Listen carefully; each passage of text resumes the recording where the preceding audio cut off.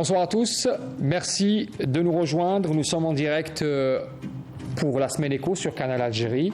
Alors la Semaine Éco aujourd'hui, on s'intéresse à un événement qui a eu lieu ce jeudi avec d'abord ce chiffre qui a été annoncé par le président de la République, 29 milliards de dollars, c'est le montant cible que l'Algérie compte réaliser en matière d'exportation hors hydrocarbures à l'horizon 2030. Le président de la République, Abdelmadjid Tebboune, l'avait annoncé ce matin dans une allocution lors de la cérémonie, vous l'avez vu, lors de nos rendez-vous de l'information, cette cérémonie du prix du président de la République du meilleur exportateur pour atteindre cet objectif, donc les 29 milliards d'ici 2030. L'Algérie adopte depuis quelques années un certain nombre de politiques et de mesures économiques visant à soutenir les industries non pétrolières. Parmi ces mesures, on peut citer la mise en place de programmes d'incitation fiscale et d'investissement dans des secteurs tels que les industries chimiques et agroalimentaires, les matériaux de construction également et l'agriculture, mais aussi dans le secteur des services, le secteur tertiaire. On en parlera également ce soir avec nos invités que je vous présente tout de suite autour de cette table. D'abord, à ma droite, Madame Lydia Brahimi. Alors Lydia Brahimi, vous êtes vice-président de Clinica Group. Alors Clinica Group, il faut le souligner avant de passer à la présentation suivante. Votre groupe a été distingué aujourd'hui. Il faisait partie justement des entreprises qui ont été distinguées par le président de la République pour votre savoir-faire dans le domaine médical. On en parlera tout à l'heure avec vous. Madame, bienvenue à vous. Merci. Monsef Boudalba, vice-président de CAPC, Confédération algérienne pour le patronat citoyen. Merci, Monsieur Boudalba, d'être avec nous pour débattre justement de cette question cruciale qui est l'exportation hors hydrocarbures. Bonsoir, merci pour votre invitation. Et puis à côté de vous, Sidali Gendouzi, économiste, enseignant et chercheur. Merci, Monsieur Gendouzi, d'être avec nous également pour débattre de cette thématique. Merci de l'invitation. C'est nous qui vous remercions. Alors d'abord, pour revenir un peu sur ce qui s'est passé ce matin au niveau du Centre international des conférences Abdellatif Rahal, il y a eu donc cette cérémonie qui a distingué une dizaine d'entreprises modèles, chacune dans son domaine, bien sûr, de l'industrie lourde à l'agroalimentaire, en passant par le secteur tertiaire, comme je le disais tout à l'heure.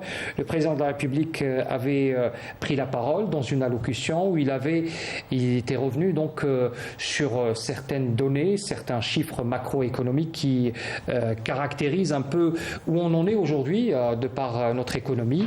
D'abord avec un taux de croissance de 4,2% et un PIB de 260 milliards de dollars et des réserves de change qui s'établissent à présent à plus de 70 milliards de dollars selon les chiffres qui ont été donc annoncés ce matin. Je vous invite à écouter un premier extrait de l'intervention du président de la République. وبالرغم من الإكراهات التي واجهتها بلادنا على غرار بلدان العالم إثر جائحة كورونا فقد تمكنا من تجاوز الصعوبات ووصلنا بفضل الله والإصرار على تعبئة إمكانيات بالبلاد وتسخير الجهود للإنعاش الاقتصادي الوطني إلى تحقيق معدل نمو متقدم قدر ب 4.2% وهو من أحسن إن لم أقول أحسن نسبة في البحر الأبيض المتوسط وبلوغ ناتج محلي قدره 260 مليار دولار مما جعل اقتصادنا يقفز إلى المرتبة الثالثة إفريقيا مع ارتفاع احتياط الصرف إلى 70 مليار دولار. Voilà donc un défi qui a été relevé malgré la pandémie de la Covid-19, comme l'annonçait à l'instant le président de la République, des chiffres qui encouragent à aller encore plus loin, mais aussi en adoptant certaines mesures concrètes qui aident nos partenaires, nos opérateurs plutôt économiques à aller de l'avant et à développer leur activité. Le président de la République avait affirmé que cette permission, il avait annoncé ce matin, cette permission accordée aux exportateurs d'accéder au système d'amélioration provisoire, cette permission leur a permis justement d'augmenter le volume de leur exportation des produits à haute valeur ajoutée. On écoute encore une fois le président de la République. القطاع الغيار سيرفيس ابري فونت اذا فيه رخصه تعطى لكل المصدرين بالأخص الإلكتروميناجي حتى يصدروا أتيت أدميسيون تمبورير في الدول الأخرى للصيانة. Voilà, donc cette permission qui a été accordée notamment pour les fabricants de pièces de rechange, notamment dans le secteur de l'électroménager, comme l'a annoncé le président à l'instant. Alors il y a aussi une attention donc accordée par le président de la République à la jeunesse, cette jeunesse qui à travers la création de start-up a réussi à créer de la richesse, à créer aussi de l'emploi et à permettre à beaucoup de jeunes de développer leurs idées. On écoute à ce propos le président de la République. أشكر كل شبابنا والشابات على ما يقومون به من خلق مؤسسات ناشئة لستارت اب اللي اليوم تعد بالالاف والمناصب الشغل اللي راهم يخلقوها الشباب بنفسهم لنفوسهم والاخرين تعد بالالاف كذلك. Voilà donc les principales déclarations que nous avons retenues ce soir. Je vous invite d'abord à voir cette cérémonie ou une partie de la cérémonie qui justement avait concerné cette distinction de plusieurs opérateurs économiques. Il y en a une dizaine en tout avec des prix qui ont été distingués par rapport à certaines industries lourdes comme Toshiali dans le système, dans le travail de métallurgie ainsi que AQS également, Algerian Catalyst Steel. Il y a eu aussi des entreprises qui ont été distinguées dans le domaine de l'agroalimentaire et puis le secteur tertiaire, comme Madame Brahimi qui est avec nous sur ce plateau, Clinica Group, une entreprise qui est active dans le domaine médical. Et je vous invite à écouter et à voir cette séquence où ces opérateurs ont été distingués par le chef de l'État. عنوان جائزة أفضل مصدر للمنتجات الصناعية عادت لشركة ذات الأسهم توسيالي الجزائر للحديد والصلب ممثلة بالسيد ألب توبشوغلو. شهادة تقدير للمتوجة بجائزة أفضل مصدر للمنتجات الفلاحية للشركة ذات المسؤولية المحدودة ليدر انتراديس ألجيريا ممثلة بالسيد محمد الرقيب. عن فئة جائزة أفضل مصدر خدمات حظيت شركة ذات المسؤولية المحدودة مجموعة كلينيكا ممثلة بالسيد صلاح الدين صحراوي.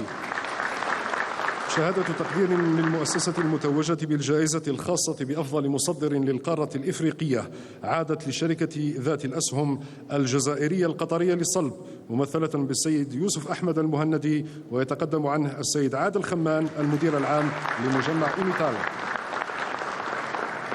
في فئة جائزة أفضل مصدر شاب عادت شهادة التقدير لمؤسسة ألتيو إنرجي ممثلة بالسيد محمد نور الدين نيصالي. للمرأة نصيب في هذه الجائزة، وعن جائزة أفضل مصدرة امرأة فقد عادت لمؤسسة طولغا البركة ممثلة بالسيدة فاطمة منعا. Lydia Brahimi, bonsoir encore une fois. Vous êtes vice-président de Clinica Group. Félicitations pour cette distinction. On venait de le voir à l'instant avec ces images, cette distinction qui a été remise à M. Sahraoui, donc le président du groupe. Clinica Group, est-ce qu'on peut le présenter comme une entreprise qui est active de quelle manière pour nos téléspectateurs, pour qu'on comprenne ce que fait justement. Exactement. Je vais commencer par vous remercier pour l'invitation. Je suis ravie de représenter l'agence féminine ce soir. Bah oui. Donc pour revenir à Clinica Group, alors Clinica Group, tout simplement, c'est une société de prestation de services dans le domaine de la santé et de l'industrie pharmaceutique. Donc notre rôle est d'accompagner les opérateurs de l'industrie pharmaceutique, localement ou à l'international, dans la réalisation de leurs projets. Donc on avait commencé à la création de l'entreprise par de la recherche biomédicale, recherche clinique, et au fur et à mesure, on s'est adapté aux besoins de nos partenaires et on a étendu nos services pour, si vous voulez, compléter tout le cycle de vie du médicament et apporter le savoir-faire international à l'Algérie pour faire bénéficier les patients algériens justement de toutes les innovations thérapeutiques qui existent de par le monde. Et justement, votre impression par rapport à cette distinction comme étant l'un des meilleurs exportateurs made in Algérie, cela vous fait quoi? C'est une fierté déjà en tant qu'Algérienne et en tant que femme de voir que cette évolution en fait. Donc on a commencé par importer du savoir-faire qu'on a mis en place, on a installé ça en Algérie, on a formé, accompagné les médecins algériens, l'environnement aussi pour implémenter ce type d'études au départ. Et 17 ans après, on se retrouve à exporter nos services. C'est extraordinaire. Même si on avait commencé à le faire effectivement à notre démarrage, parce qu'on travaillait aussi principalement avec les il faut rappeler que vous êtes actif depuis 2006. L'entreprise a été créée en 2006 par le Dr Salahdine Sahraoui, justement, et elle a grandi au fur et à mesure, on a progressé, et voilà. Donc c'est une fierté aujourd'hui de recevoir cette distinction par le président de la République, et ça prouve qu'au final, il suffit de le vouloir pour pouvoir accomplir des merveilles, y compris en Algérie, avec la jeunesse algérienne qui peut effectivement... et qui exporte son savoir-faire également. Qui exporte son savoir-faire ailleurs, effectivement. Monsieur et Boudarba, dans des pays comme la France, l'Angleterre, le Japon... et les États-Unis. Donc ces personnes-là, ces partenaires-là nous font confiance à des Algériens, des Africains, et ça donne d'autant plus d'impact ou de fierté à ce trophée aujourd'hui. Oui. Alors, je pose la question, M. Boudarba, vous êtes représentant d'une organisation patronale.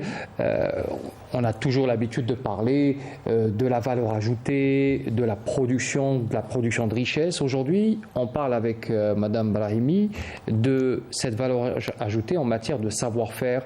Votre opinion là-dessus? Bien, écoutez, d'abord, je voudrais féliciter Mme Brahimi qui nous a exposé donc le cas du secteur tertiaire. C'est une nouveauté en Algérie. Ça conforte un petit peu ce que nous avions, nous, à chaque fois, essayé de faire valoir, c'est-à-dire le transfert de technologie, n'est-ce pas, l'investissement dans la connaissance. Monsieur Boudarba, si vous permettez, je vous redonnerai la parole juste après l'appel à la prière, bien sûr, qui intervient juste à l'instant. On revient tout de suite après pour continuer ce débat. Bien sûr. Voilà, donc on revient au débat de cette émission consacrée justement au prix de l'exportateur, le prix du président de la République. Et je posais la question tout à l'heure à M. Boudarba sur justement cette pertinence de primer le savoir-faire, le secteur tertiaire comme étant un exportateur comme les autres opérateurs économiques. Et en fait, vous savez, la connaissance c'est comme les capitaux, il n'y a pas de frontières. Donc, ce qui nous intéresse, c'est effectivement les success stories comme Clinica, qui est aujourd'hui un leader dans le secteur du médicament et des prestations de services de médicaments, l'assistance et l'accompagnement des investissements en Algérie et à l'international. Donc, on ne peut être que fier de tout ce qui est en train de se faire en Algérie. Ça veut dire quoi, en fait? Soyons pragmatiques. Ça veut dire que quand on améliore le climat des affaires, quand on apaise les relations entre les institutions de l'État et le monde du patronat créateur de richesses et d'emplois, les choses ne peuvent que bien se passer. Et voilà, c'est important d'avoir un climat économique apaisé avec une réglementation comme le Code des investissements, toutes les réglementations qui ont été aujourd'hui modifiées, améliorées. On en a parlé beaucoup, des mesures qui ont été justement introduites pour encourager. Ça permet donc de relancer les secteurs clés dans lesquels on est des champions. Nous avons là aujourd'hui le président de la République a honoré des lauréats qui sont effectivement des secteurs hors hydrocarbures à grosse pointure comme la sidérurgie, le ciment et d'autres secteurs qui sont porteurs, le médicament aussi, qui était bien représenté à la cérémonie. Je pense que l'innovation... Il y a eu une distinction particulière pour les deux entreprises avec cette perspective de promouvoir aussi le partenariat avec... Oui, je pense que c'est un message pour les IDE qui sont un petit peu en souffrance aujourd'hui. Donc l'Algérie, aujourd'hui, elle a consolidé son front intérieur sur le plan économique. Une ouverture sur l'extérieur, c'est un appel d'air qui est important pour nos partenaires aujourd'hui, les Qataris et les Turcs et les Égyptiens, qui sont des partenaires économiques aussi très sérieux, qui ont de gros investissements, un portefeuille d'investissement en Algérie intéressant. Les choses se passent bien, on souhaite que ça continue pour nos amis tunisiens aussi. Mais laissez-moi vous dire que tout ce qui se passe en amont dans le monde économique algérien devrait aussi faire comme l'expérience de Madame Brahimi, c'est-à-dire permettre aux entreprises algériennes de faire la même chose dans ces pays-là. Donc voilà, tout doit être fait dans ce sens. Il faut que les avantages comparatifs que nous offrons soient dans les deux sens pour que nos entreprises algériennes puissent s'installer durablement dans les marchés extérieurs, présenter nos produits qui sont aujourd'hui, comme vous le savez, dans un certain nombre de secteurs, des produits à grande valeur ajoutée, comme vous l'avez souligné, et en même temps qui offrent une qualité internationale, au standard international, Mais et qui nous pose la permet question- d'être très, très optimistes. Je pose la question, Après, est-ce court terme. qu'aujourd'hui, par exemple, vous parlez du climat des affaires, Oui. est-ce que vous sentez cette forme de concurrence? Par exemple, ce matin, il y avait beaucoup d'opérateurs économiques qui étaient Oui. présents. On regardait un peu les réactions de nos opérateurs et qui peut-être aspirent à être aussi distingués peut-être comme exportateurs, avec cette reconnaissance de la part du président de la République. Cette forme de compétition, est-ce que vous la ressentez un peu dans le domaine des opérateurs économiques? Oui, je pense que c'est la deuxième édition. Donc les choses sont en train de bien se passer. Il faut pas vendre la peau de l'ours avant de l'avoir chassé. Nos entreprises ont fait des efforts sur elles-mêmes. Il y a des examens de secteur qui ont été faits. Aujourd'hui, le secteur économique algérien, il est vivant. Il offre, beaucoup d'avantages sur le plan de la maîtrise en elle-même de ce qu'on appelle l'industrie de production. C'est très important. Les incentives, c'est-à-dire sur le plan de la qualité, sont en train de monter, c'est bien. Ça veut dire qu'on est en train de placer la barre un petit peu qualitative à un niveau supérieur parce que la concurrence internationale, c'est bon pour le marché local. Je pense que honorer des entreprises étrangères qui ont pris le risque de venir s'installer en Algérie, c'est une chose qu'il faut faire. Ce sont des messages forts pour nos partenaires économiques et en même temps ça donne l'occasion aux opérateurs algériens de se préparer à la concurrence locale et internationale. Donc en tant qu'organisation patronale, tous nos programmes de développement, toutes nos propositions concrètes sur le terrain, c'est pour encourager, n'est-ce pas, les entreprises algériennes pour aller dans ce sens. Monsieur Gendouzi, je vous pose la question par rapport à les chiffres qui ont été annoncés par le président de la République. Et il y a eu comme un pré-bilan qui a été donc dressé ce matin par rapport à des taux de croissance de 4,2%, un PIB à 260 milliards de dollars et des réserves de change qui ont pratiquement doublé par rapport à il y a pratiquement 5 années. Votre avis d'expert, est-ce qu'une politique qui a été adoptée justement il y a quelques années, malgré la Covid, il faut rappeler le contexte sanitaire difficile, pas seulement pour l'Algérie, mais pour beaucoup de pays dans le monde, si ce n'est toute la planète, c'est un défi qui a été relevé? Je pense que sur beaucoup de plans, l'Algérie a fait d'énormes progrès sur le plan économique et social également. Depuis la crise Covid 2019-2020, début 2021, la situation économique était au ralenti, beaucoup d'entreprises étaient fermées, le transport international non opérationnel, gelé. Et 2022, l'économie algérienne a explosé puisqu'elle a retrouvé tous ses ressorts pour connaître une croissance économique appréciable, 3,2% je crois, des exportations 2022 exceptionnelles hors hydrocarbures. La même tendance s'est poursuivie en 2023 avec un taux de croissance appréciable de 4,2% par an, c'est pas mal. Dans le bassin méditerranéen, c'est peut-être le taux le plus élevé.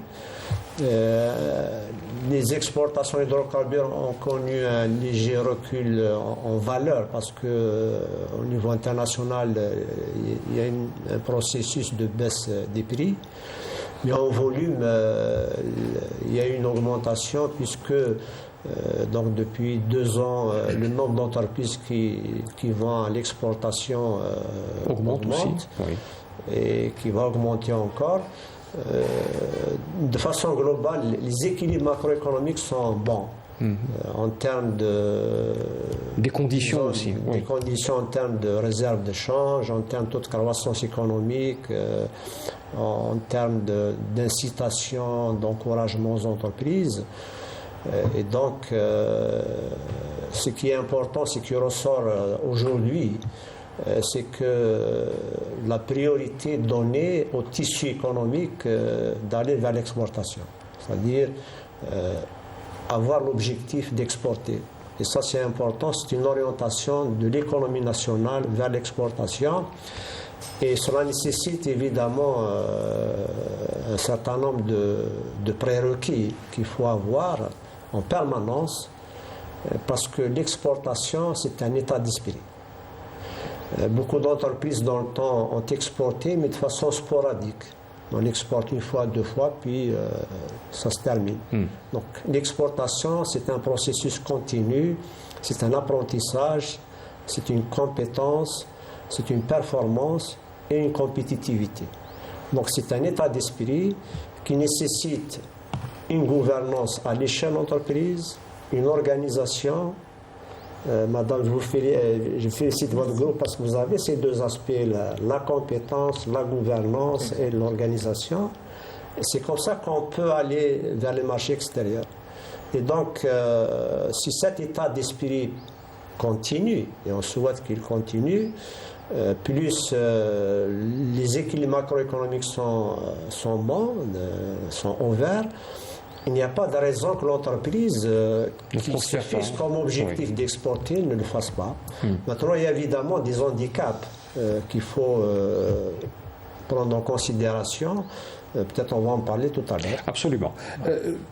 J'aimerais vous poser la question, Madame Brahimi, par rapport à cette courte période, enfin ça a duré quand même 2 années pendant la Covid-19. On imagine que l'activité de dans votre secteur a peut-être connu une petite léthargie, ou alors c'est le contraire. Le fonctionnement a peut-être gagné en termes de productivité, ou c'est le contraire? En fait, comme pour toutes les entreprises de par le monde, enfin en Algérie de par le monde, effectivement, la crise sanitaire nous a impacté, clairement. Après, l'avantage quand on est dans le service, c'est qu'on essaie de s'adapter à notre environnement et de partir sur d'autres formes de services. Et vous l'avez fait? Nous adapter, oui, puisqu'on a digitalisé certains de nos services. La crise sanitaire nous a permis de faire un bond de 5 ans en termes de digitalisation. C'est ce que disent les Donc c'était un mal pour un bien pour vous. C'était un mal pour un bien. Effectivement, la baisse était là, bien évidemment, comme pour toutes les entreprises. Mais ça nous a permis quand même d'accélérer cette évolution et de nous adapter assez rapidement en changeant un petit peu notre façon de travailler. Et vous l'utilisez encore aujourd'hui? Tout à fait, tout à fait. Cela vous permet d'être plus rapide, plus efficace, plus performant? Optimiser le temps, être plus performant, notamment parce qu'on travaille beaucoup avec les professionnels de la santé. Et ça nous a permis aussi, disons, de les ramener, de les amener vers les nouvelles technologies, parce que l'évolution a été un peu lente, mais vous avez fait une mise à jour. On a mis une mise à jour, oui. Et puis on les a familiarisés avec cet outil, et maintenant eux-mêmes demandent des réunions à distance ou l'utilisation d'outils électroniques au lieu du papier. Et, voilà, c'était quand même une opportunité. Ça nous a permis d'optimiser un petit peu notre façon de travailler et d'être à l'air du temps. Si on pose la question, par exemple, Clinica Group, c'est combien de personnel aujourd'hui? Clinica Group aujourd'hui, c'est 480 employés sur le territoire national, en Algérie. En Algérie, vous avez aussi des filiales à l'étranger, peut-être? Je dirais pas filiales, je dirais des partenaires. Des partenaires, des partenaires avec lesquels on travaille, puisque notre ambition, effectivement, c'est d'exporter nos services aussi également en Afrique. C'est un objectif que vous vous êtes tracé? On a commencé à le faire. On a un partenariat avec une entreprise au Sénégal, ce qui nous permet de couvrir l'Afrique de l'Ouest, l'Afrique centrale. C'est dans le cadre du voyage avec monsieur le ministre de l'Industrie pharmaceutique en 2022. Et on a amorcé justement des contacts pour permettre d'exporter un peu plus les services vers ces régions-là. Et donc, il y a une forme d'acceptabilité un peu de votre... On imagine que c'est un domaine qui est aussi très demandé. Hein, Tout à fait, parce que, en fait, ce qu'il faut savoir, c'est que ce que nous avons fait pour l'Algérie il y a de cela 17 ans, quand on a démarré, c'était, à l'époque, c'était le boom des génériques et des produits génériqués. Le fondateur, à l'époque, s'est dit, bon, on va pas se lancer. Il voulait absolument investir en Algérie. Il s'est dit, bon, on va pas investir un énième investissement en Algérie pour le générique. Pourquoi pas apporter de la recherche biomédicale. C'est comme ça qu'on a commencé notre aventure en Algérie. Et aujourd'hui, il y a des organismes qui existent en Afrique, mais ils ont besoin peut-être d'accompagnement, de transférer ce savoir-faire également vers ces pays-là et d'apporter ce qu'on a pu apporter aux patients algériens, aux patients africains également. Très bien. Monsieur Boudelba, je vous pose la même question par rapport au fait d'aller prospecter. Il y a ce travail, on a parlé déjà du fonds spécial pour la promotion d'investissement qui a été réactivé au mois de mai dernier, enfin réactivé, il n'a jamais été inactif, hein, mais il y a eu peut-être quelques modifications sur le mode de fonctionnement de ce fonds spécial.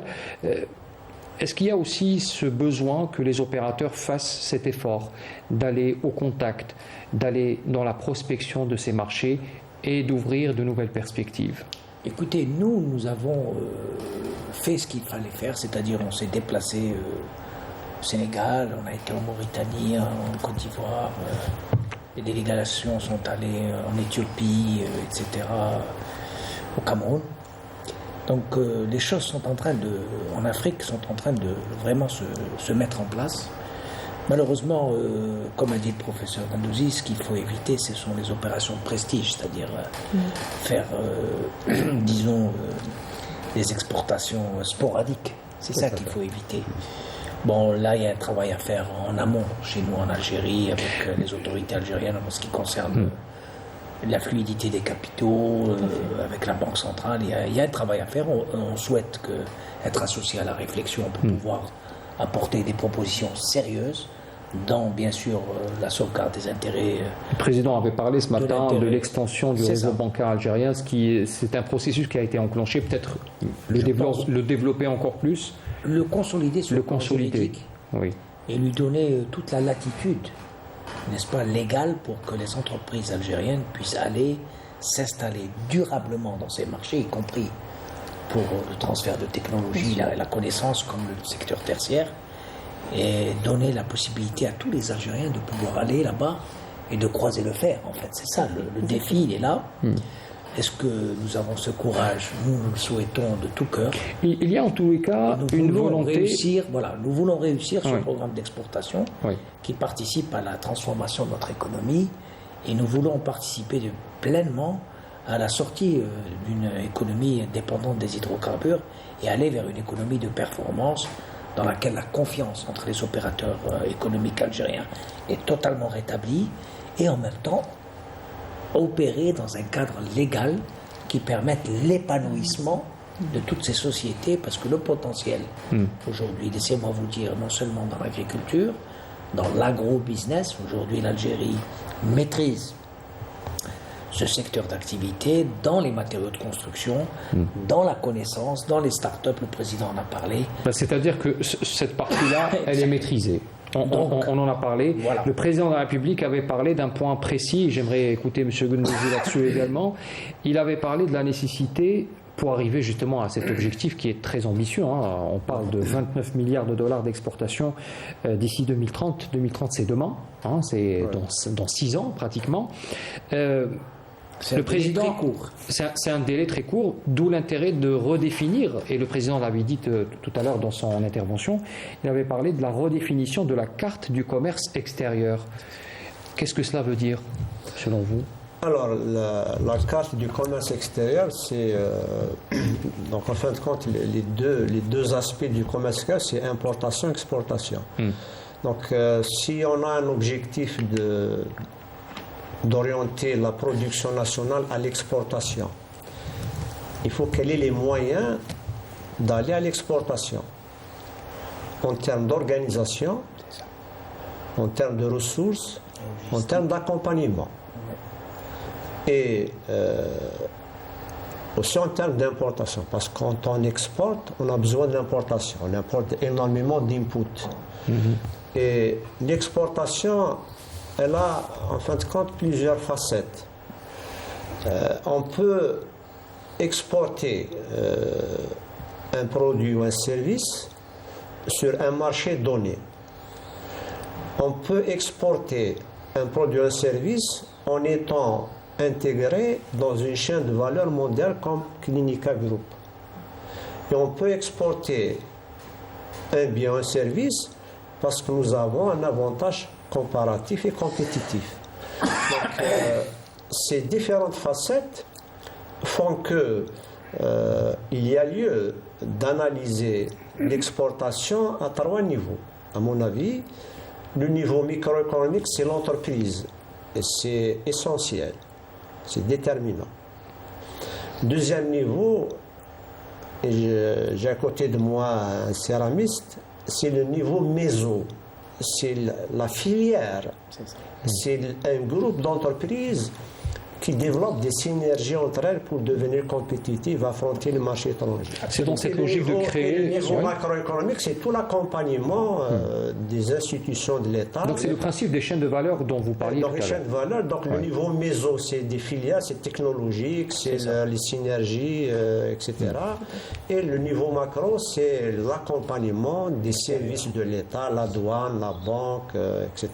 Donc ce sont les conditions sine qua non pour justement avoir... peut-être que le président avait parlé de redéfinir parce qu'il y a aussi peut-être quelques ajustements à faire. Il y a un aspect sur lequel je ne l'ai pas dit, c'est maintenant l'économie algérienne, elle est dans une logique de zone de libre-échange.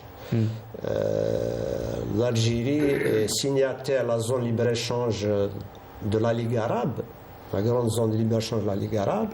Elle est signataire de la zone de libre-échange du continent africain, la ZLECAf. Et nous avons un partenariat avec l'Union européenne, zone de libre-échange avec l'Union européenne. Il y a aussi les zones franches, aussi, les zones frontalières. Alors, deuxième niveau, c'est les zones franches. Donc c'est un objectif puisqu'il y a une zone franche, c'est une zone d'exportation.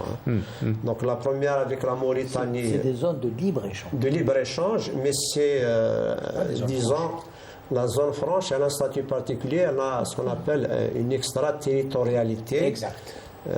Qui permet aux entreprises de vendre et c'est considéré comme une exportation. Donc à dissocier de la ZLECAf, bien sûr. À dissocier de la ZLECAf. Absolument. Donc les zones franches, il est prévu 5 avec les pays voisins. Les pays immédiats, oui. Mais ça s'inscrit dans la logique de la ZLECAf. Donc le démantèlement tarifaire, etc. Et donc, qui est prévu à partir du 1er janvier 2025. Voilà, exactement. C'est ça qu'on doit se préparer. Si on doit rebondir aussi sur certaines déclarations qui ont été faites ce matin par le président, il y a aussi la création de bases logistiques pour l'exportation, l'extension, donc on en parlait tout à l'heure du réseau bancaire algérien à l'étranger. Et l'ouverture aussi, il y a la logistique du transport, qui est très importante, avec les lignes commerciales aériennes et maritimes. Cela a déjà été fait avec bien sûr des transports de fret. On en parlait il y a quelque temps avec Air Algérie. Non, la législation aujourd'hui, si vous permettez, M. Beltiméned, elle autorise... L'activité, elle est ouverte au secteur privé. Donc le fret, c'est pas uniquement Air Algérie. Nous, on souhaite qu'Air Algérie... Non, je parlais des accords qui ont été signés récemment, mais rien n'empêche aussi que les opérateurs... on souhaite qu'il y ait une ouverture du ciel algérien pour pouvoir justement rentrer de plein pied. L'Open Sky, pour pouvoir rentrer... Il y a des opérateurs aujourd'hui qui pourraient justement... Il y a des opérateurs qui ont émis un certain intérêt pour rapidement s'installer en Algérie, commencer à travailler dans ce sens. Il faudrait les encourager et puis démarrer l'activité parce que c'est très important. Quand vous maîtrisez la partie logistique et transport, vous avez pratiquement 50% de l'opération d'export qui est réussie. Attention, si vous ne maîtrisez pas ça, si on n'arrive pas, n'est-ce pas, à s'installer dans une opération de transport efficace, sécurisée et avec des coûts maîtrisables, vous avez pratiquement 50% de l'opération qui est disons, un success story, c'est-à-dire vous vous projetez directement maintenant sur la partie interne, comme a dit M. Gendouzi, c'est-à-dire vous gérez l'aspect avantage comparatif, les coûts, les inputs, parce que, attention, quand on se met dans une économie d'abord d'exportation, ça veut dire, comme l'a si bien souligné le professeur Gendouzi, d'abord la libre importation des inputs. Parce que les inputs que nous utilisons doivent être aux normes internationales. Tout à fait. Attention. Parce qu'après, vous rentrez dans, par exemple, je vais vous citer un cas qui a été soulevé ce matin par un de nos confrères, le président de l'association des producteurs de boissons, la PAB. Il a souligné le problème du recyclage. Si demain, nous voulons exporter nos boissons gazeuses et non gazeuses, les eaux minérales, etc., il faut tout de suite se mettre au diapason, parce que aujourd'hui, par exemple, dans la communauté européenne, vous avez soulevé le cas de la libre-échange, du programme de libre-échange avec nos partenaires européens. Il y a des normes aujourd'hui qu'il faudrait... environnementales, à partir du 1er janvier 2025. Attention, les Algériens, il faut qu'ils sachent l'information. Je ne sais pas, je pense qu'elle elle circule au niveau des centres de décision, mais il faut rapidement s'organiser dans ce sens. Tout à fait. Parce que demain, 30% du produit qui doit être exporté en Europe doit provenir du recyclable. Est-ce que nous avons cette capacité? Donc avec un taux de 25% de produits recyclables sur chaque produit. Oui, non, les oui. normes européennes, c'est 30%. 30%. C'est pas 25%, attention. Bon, est-ce que Décarbonation. voilà, la décarbonation, donc ça veut dire que dès maintenant, c'est-à-dire nous sommes à la fin de l'année, nous sommes au mois de septembre. Août, c'est la période des congés, donc il faut oublier août. Mais déjà, dès le 1er Donc, septembre, il faut que la réflexion soit engagée tout de le suite. ministère du Oui. Commerce et le ministère de l'Industrie se penchent sur ce dossier très, très, très sérieusement et très rapidement, parce qu'aujourd'hui, nous avons quand même 300 à 400 millions d'euros d'exportation en boissons Les gazeuses. cimentières commencent à le faire. Les cimentiers sont en train de le faire. Donc il faut que la réglementation Donc une mise à encourage niveau absolument. nécessaire pour Ah oui. maintenir déjà ce qui a été Sinon, notre qui est production réalisé. sera rejetée. Elle ne pourra même pas quitter les ports algériens. Parce qu'il y a un système, Madame Brahimi est là pour le constater, il y a un système de certification de vos produits en amont, au départ, c'est-à-dire au moment du chargement. Si vous n'êtes pas conforme, ça ne monte pas sur le bateau ni dans l'avion. Donc qu'on soit clair. Donc là, ce qui est intéressant, c'est de pouvoir tout de suite mettre en place tous ces dispositifs pour ne pas interrompre la chaîne d'exportation. Parce que si vous interrompez la chaîne d'exportation, ça peut arriver, ce qu'on appelle des accidents de parcours. Nul n'est à l'abri d'un accident de parcours. Ça peut se gérer. Il y a ce qu'on appelle la gestion post-accident. C'est pas important. On peut réparer la chose. Mais ce qui est important, c'est de bien la réparer. C'est-à-dire parce que redémarrer, une fois que vous avez perdu pied dans le marché international, c'est très difficile de reconquérir votre place. Une fois que vous avez fait une ouverture, que vous avez habitué le client, et il y a une rotation de consommation, le client s'habitue à vos produits, et ensuite vous disparaissez du système. En plus, parce que c'est votre faute, vous n'êtes pas opérationnel sur le plan de la normalisation et de la certification de tout ce qui est environnemental. Il faut partager un peu la responsabilité, M. Boutapa. Non, Parce mais qu'aujourd'hui, il faut se rendre à l'évidence qu'il y a aussi ce travail de protectionnisme qui est fait par certains marchés qui voient des produits arriver sur leur territoire. Ça, c'est une réalité aussi. Oui, c'est clair. C'est pour ça qu'il ne faut pas... J'aimerais pas être dans le chauvinisme. Je suis mais d'accord avec vous. On voit aujourd'hui sur beaucoup de plateformes, notamment sur les réseaux sociaux, ce succès de certains produits algériens. Oui. On le voit tous les jours. Et ça, peut-être, ça peut gêner quelques centres d'intérêt, Non, peut-être. écoutez, vous savez, le commerce extérieur, il a des règles. Je parle sous le contrôle du professeur Gendouzi, qui est probablement plus habilité à donner un point de vue là-dessus. Il y a des règles, il y a des normes, il y a des circuits de distribution qu'il faut respecter. Bon, là, quand on va au départ, les premières opérations, on s'installe à titre individuel, mais après, on fait partie d'une... Non, mais on parle surtout de cette mesure de taux de recyclage. On sait, en Europe... Il y aura d'autres mesures, ne vous inquiétez pas. Il y aura toujours bien des sûr qu'il y mesures aura d'autres mesures, pour évidemment. bloquer l'arrivée des produits algériens. Absolument, Bien sûr, absolument. c'est Mais clair. c'est tout notre intérêt aujourd'hui, c'est de pouvoir justement relever le défi et de nous adapter très très vite. Écoutez, nous avons aujourd'hui le temps de le faire, c'est bien, c'est pas tout le temps. Voilà, pour anticiper, comme vous l'avez dit, Madame Brahimi, c'est pas tout le temps qu'on aura cette possibilité. Demain après-demain, on peut avoir une interruption au niveau de la chaîne d'export TANA sans qu'on ait le temps de réagir. Là, aujourd'hui, on a 90 jours, entre 3 et 4 mois pour pouvoir prendre des mesures nous concernant. Il faut le faire, il faut prendre notre courage à deux mains, il faut y aller, il faut installer rapidement des consultations avec les organisations patronales qui sont déjà programmées dans le programme d'export pour pouvoir trouver des solutions à notre avantage. C'est ça, parce que là, on ne veut pas interrompre la chaîne d'exportation. Madame Brahimi, justement, je pose la question, je ne sais pas si vous pouvez rebondir sur ce qu'on vient de dire, notamment sur les mises à niveau. Oui. On imagine que c'est un défi actuel aussi, même pour votre secteur. Complètement. Et je dirais encore plus dans notre domaine, puisque... Très pointu, d'ailleurs. Tout à fait, parce qu'il y a des patients en bout de chaîne. Et les certifications internationales, ou en tout cas la mise à niveau aux standards internationaux, est une condition sine qua non. Vous êtes en état d'alerte permanent.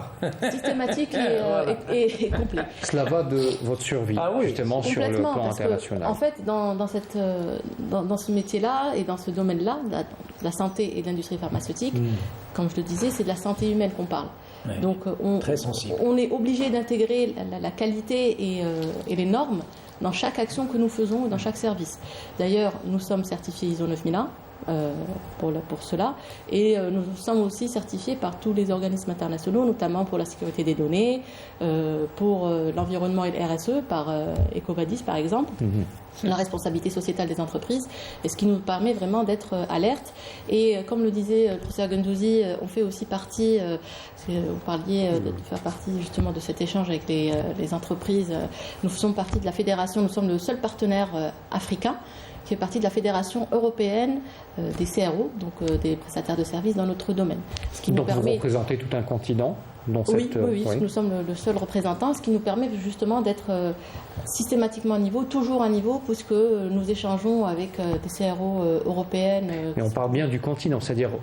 Oui, au niveau, vous êtes le seul représentant au niveau de... nous sommes la seule CRO africaine, partenaire de... On imagine qu'il y a beaucoup de pays, comme l'Afrique du Sud ou l'Égypte, qui... voilà. l'Éthiopie, oui, bien sûr. Parce que c'est la Fédération européenne, donc effectivement, de par notre activité... C'est une valeur ajoutée pour notre pays. Exactement. Très bien. Monsieur Gendouzi, sur la question de la mise à niveau, j'aimerais entendre votre avis aussi. Alors, la mise à niveau peut se voir sur différents plans. Donc, c'est la formation d'un personnel professionnel dans les métiers de l'export. Il ne faut pas oublier que dans le tissu économique algérien, 80% c'est des PME.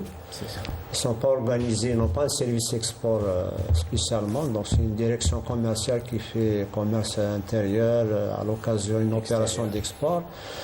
L'exportation, c'est une prise de risque. C'est des finances. Quand on fait la prospection, on dépense l'argent, on n'est pas sûr de récupérer. Même avec l'apport du fonds du FSPE, peut-être? Oui, cela reste insuffisant à votre avis? Ça reste insuffisant. Donc un patron de PME, il sait que s'il fait 2 déplacements dans des pays étrangers, c'est de l'argent qui est dépensé. S'il participe à un salon à l'étranger, il mobilise 4-5 personnes, il paye les frais de location, les frais marketing. C'est énormément d'argent. Et le risque, c'est de ne pas vendre à l'export. C'est ça, avec la perspective peut-être de ne pas concrétiser. Les PME restent encore fragilisés sur l'exportation. Je pense que ces dimensions, ces aspects-là, il faut les prendre en considération. Avec un autre handicap, donc on a parlé de notre ami tout à l'heure, c'est la logistique. Imaginez, l'Afrique, c'est 54 pays. Est-ce qu'on est capable de prendre tous les frais logistiques si on voudrait aller vers tel ou tel marché, sachant que la logistique, c'est tout d'abord le transport maritime, c'est le plus économique, le plus performant pour le rentable sur le plan des exportations, la gestion des ports, c'est important, et puis un personnel spécialisé dans la logistique. Et surtout un état d'esprit aussi. Un état d'esprit. Donc la logistique reste encore un handicap pour les entreprises algériennes dans leur ensemble pour être présentes sur les marchés extérieurs. Vous avez développé une une idée très intéressante tout à l'heure sur cette forme d'organisation. C'est-à-dire Oui. qu'aujourd'hui, un opérateur économique seul, Oui. on imagine toute la difficulté qu'il a en amont, justement, d'aller prospecter. Oui. Le principe d'être organisé en association, comme c'est le cas pour Professionnel, oui. M. Boudalba, est-ce que c'est peut-être cette forme d'assurance qu'on pourrait donner, encourager aussi les petites entreprises à aller justement sur des associations pour apporter cette forme d'assurance? Je pense que c'est ce qu'il faut faire parce que... Multiplier peut-être ces associations. Oui, parce que il y a eu des exemples. Il y a des firmes étrangères qui s'adressent à une PME. La firme demande, supposons, 100 000 unités de produits. La PME ne peut faire que 60 000 ou 40 000. Donc elle perd le marché parce qu'elle est incapable de répondre à un besoin important, précis. Donc s'il y a cette dimension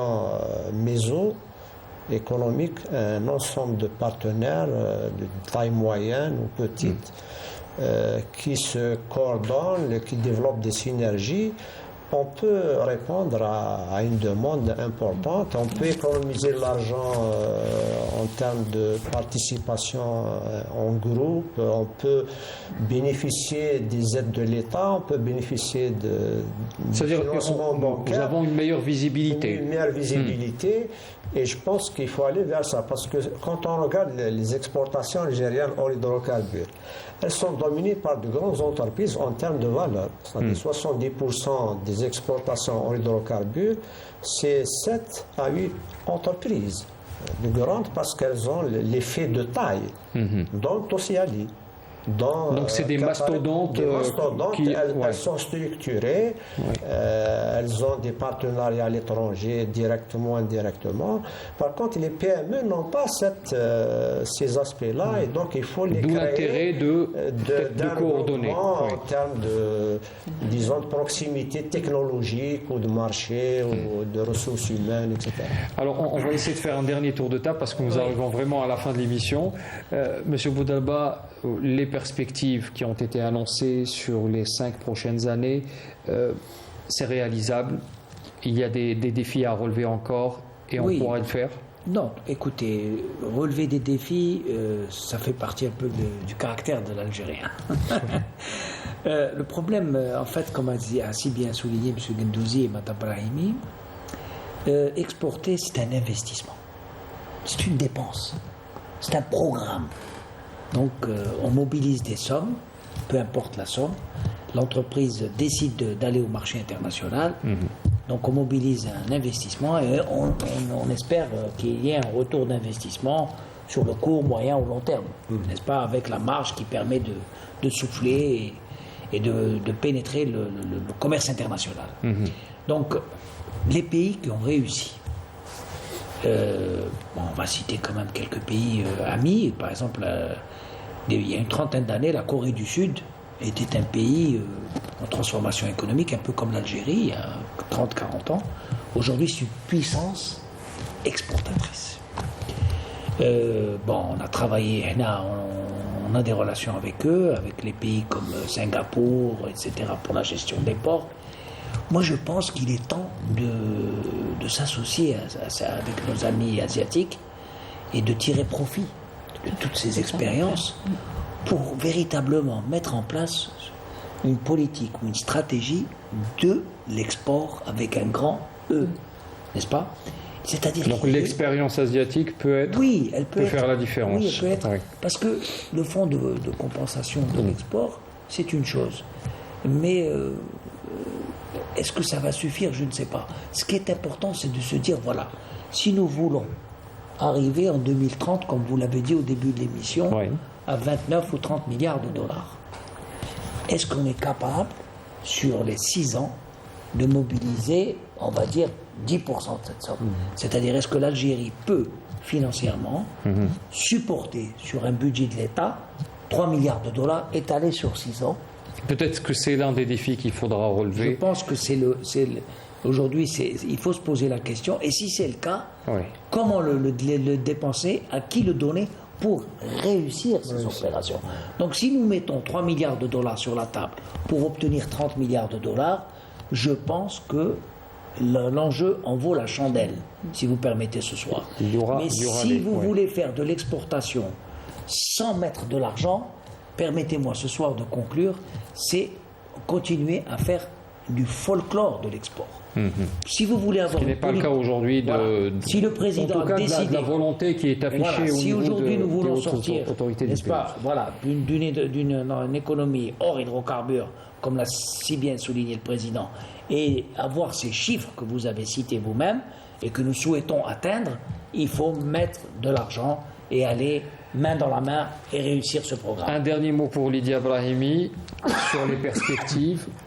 On imagine que le travail continue pour vous. Tout à fait. Et quelles sont vos perspectives pour les prochaines années, on imagine? Vous avez un plan et des Tout à fait. objectifs? Il y a une expression que j'aime bien, c'est limit is the sky. Donc je pense que vu le parcours qu'on a eu aujourd'hui, vu l'appui des autorités locales, la stratégie de Monsieur le Président, je pense qu'on peut tout imaginer. On est dans le service, on s'adapte à l'environnement, on s'adapte aux besoins de nos clients. Donc le marché africain peut-être le prochain. Exactement. Et pourquoi Le pas l'asiatique. prochain objectif. Merci à vous, Madame Lydia Merci à vous Brahimi. pour Merci à Monsieur l'invitation. Sahraoui et félicitations pour vous Merci pour beaucoup. cette distinction Clinica Group, Merci beaucoup. meilleur exportateur en secteur tertiaire, avec d'autres partenaires qui ont été primés ce matin. Merci d'avoir accepté notre invitation pour cette émission. Moussa Boudalba également, vice-président de CAPC, Confédération algérienne pour le patronat citoyen. Merci d'avoir également accepté d'être parmi nous.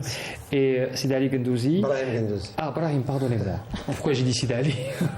Brahim Gendouzi. Brahim Gendouzi, économiste, enseignant, chercheur. Merci encore une fois d'avoir été Merci avec également. nous pour ce débat. Merci encore à vous, chers téléspectateurs, d'avoir suivi cette émission. Très bonne soirée et à la prochaine.